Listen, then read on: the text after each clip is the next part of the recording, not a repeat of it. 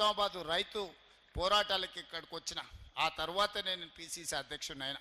అలాంటి నిజామాబాద్ రైతులను నేను అడుగుతున్నా, మీరు చెప్పండి, 25,50,000 మంది రైతులకు 21,000 కోట్ల రూపాయలు 2 లక్షల వరకు రైతు రుణమాఫీ చేసుంటేనే లెక్కలు చూసి మరి కాంగ్రెస్ పార్టీకి ఓటేయండి.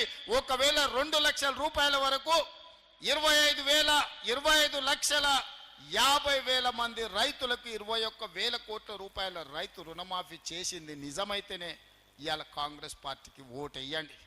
ఇదే కాదు, ఇవాళ రైతు భరోసాలో ప్రతి ఎకరాకు 6,000 చొప్పున సంవత్సరానికి 12,000 ఇవాళ రైతు భరోసా మీ ఖాతాలలో పడితేనే కాంగ్రెస్ పార్టీకి ఓటేయండి.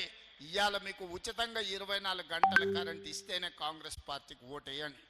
ఇవాళ శ్రీరామ్ సాగర్ అయినా నిజాం సాగర్ అయినా ఈ ప్రాంతంలో నీటి ప్రాజెక్టులను కట్టి ప్రజలకు అందుబాటులో తీసుకొచ్చి నీళ్లు తీసుకొచ్చి రైతులను ఆదుకున్నది కాంగ్రెస్ పార్టీ అయితేనే గుత్పా అలీసాగర్ లాంటి ప్రాజెక్టులను కాంగ్రెస్ పార్టీ ముందుకు తెచ్చింది. కాబట్టి ఇవాళ నిజామాబాదులో పసిడి పంటలు పండుతున్నాయి. ఇవాళ మీ గిట్టుబాటు ధరల విషయంలో అదే కాదు, ఈ ప్రాంతంలో వడ్లు అత్యధికంగా పండిస్తారు.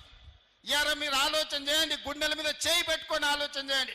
500 రూపాయలు సన్న ఓట్లు పండించిన రైతులకు బోనస్ ఇచ్చుంటేనే కాంగ్రెస్ పార్టీకి ఓటేయండి, లేకపోతే నాకు ఓటేయకండి. మీరు ఆ ఓటు ఎవరికైనా వేసుకోండి. ఇలా సన్న ఓట్లు పండించిన రైతులకు 500 రూపాయల బోనస్ ఇచ్చింది మేము కాదా? మీరు ఒక్కసారి ఆలోచన చేయండి మిత్రులారా.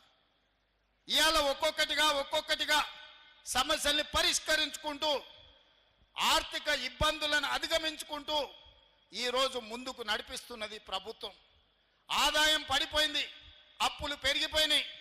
69,000 కోట్ల రూపాయలతో 2014లో చంద్రశేఖరరావు గారికి రాష్ట్రాన్ని అప్పచెప్తే 2024 తిరిగి మళ్ళీ కాంగ్రెస్కి అప్పచెప్పేటప్పటికి 7,11,000 కోట్ల రూపాయల అప్పులు చేసిండు చంద్రశేఖరరావు.